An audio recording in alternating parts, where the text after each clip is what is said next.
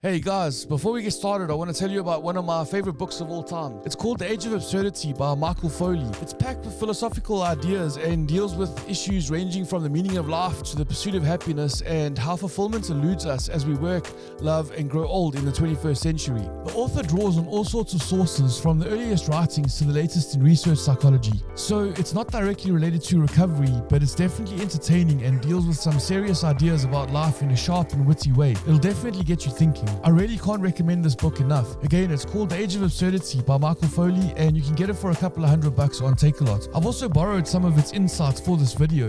So in the book, he talks about a criminal who used the concept of genetic determinism as a legal defense. The guy on trial cited some research paper on antisocial behavior and how he suffers from some sort of genetic motivation for committing crime. So he tried to use this idea to avoid having to take any responsibility for his actions. So during sentencing, the judge nodded in agreement with his arguments and said, "I can accept that you're genetically determined to break the law.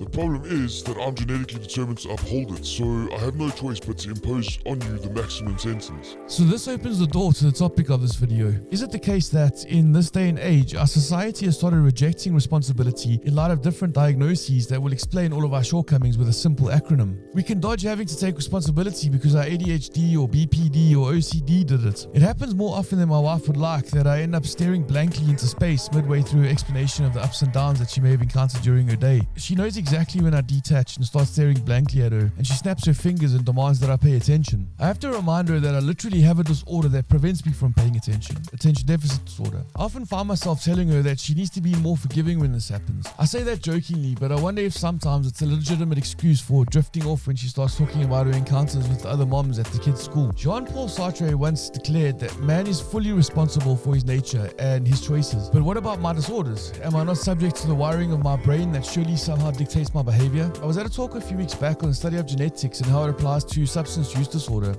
So the statistics and research papers outlining genetic predisposition to alcoholism, using of drugs, and smoking of cigarettes are all overwhelming in their affirmation that I'm pretty much doomed as an alcoholic, drug-addicted cigarette smoker.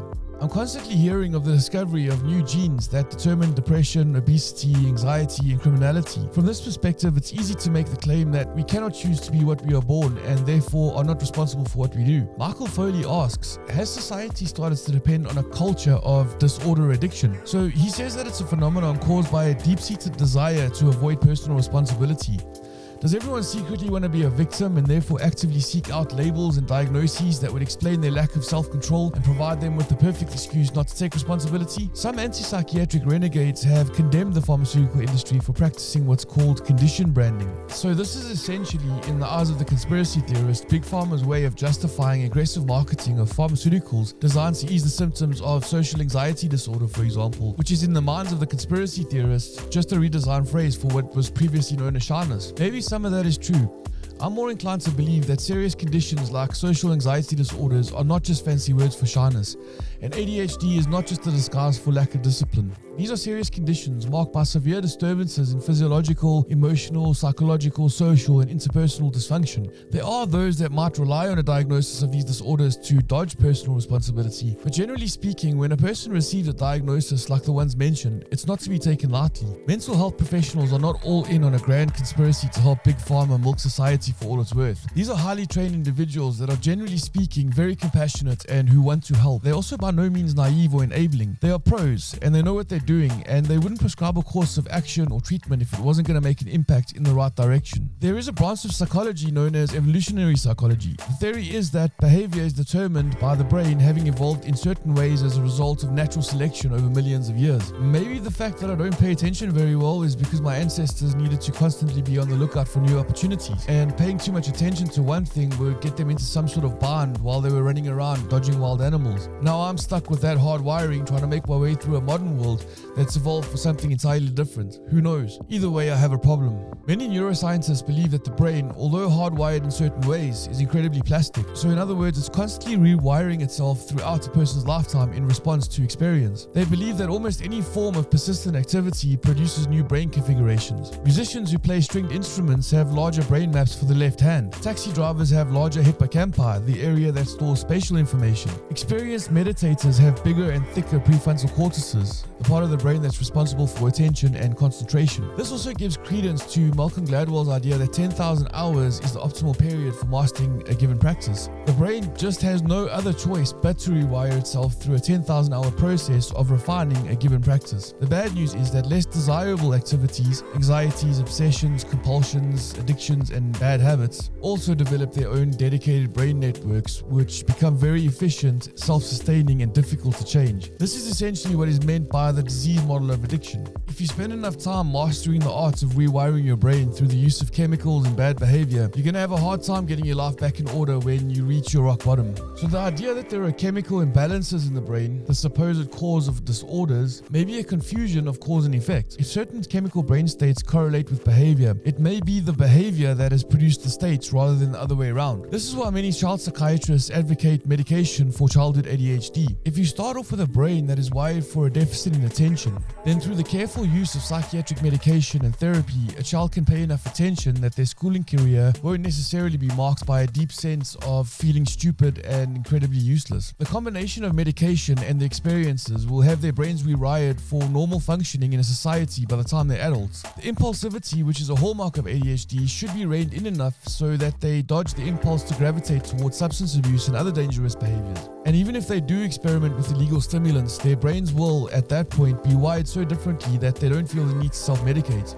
So many might argue that society is the problem and that children with ADHD shouldn't have to adapt. That argument just sends us straight back to the judge with his genetic predisposition to hand down the maximum sentences for unruly behavior. The reality is that we need to function in society whether we like it or not. Unless you're planning on living by the seaside and surfing all day, good luck with that argument. There is no justification for the old excuse, "This is just how I am." Individual temperament formed by a combination of genetic inheritance, family influences, and cultural factors certainly encourages attitudes, behaviors, and moods and is extremely hard to override, never mind permanently change. This is what psychology defines as the set point. So if your set point is that your genetics point to an alcoholic, drug addicted, ADHD, cigarette smoker, you're in for a rough time. But as well as temperament, there is character. Temperament is what you are, but character is what you do. Temperament is a given, character may be forged.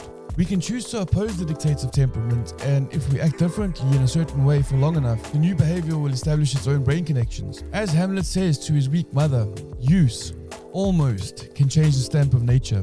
That almost is a touch of genius. Shakespeare seems to have understood the nature versus nurture argument and perfectly avoided taking sides. So if you're like me and you've mastered well over 10,000 hours of behaving badly, it means that the part of your brain that you crafted into a raging alcoholic or drug addict never goes away. But don't get stuck in victim mode just yet. If you're still young enough, you've got medication, therapy, exercise, meditation, and 10,000 hours that you can put to good use and start taking responsibility. It won't be easy, but what's the alternative? It also doesn't mean that if you relapse at some point, all of your efforts go out the window either. You can recommit to working towards your ideal at any point. You get to decide, despite the state of your genetics. You can get back on the wagon and redouble your efforts. So to rephrase the Shakespearean line in Hamlet, self-responsibility almost can change the stamp of nature, and it can definitely arrest the parts that we let terrorize us if we work hard enough. So thanks guys for watching this video. If you enjoyed it, please hit the like and subscribe button, and I hope to see you soon. I really enjoyed doing this video, and I'm gonna do a new book next week, so see you then.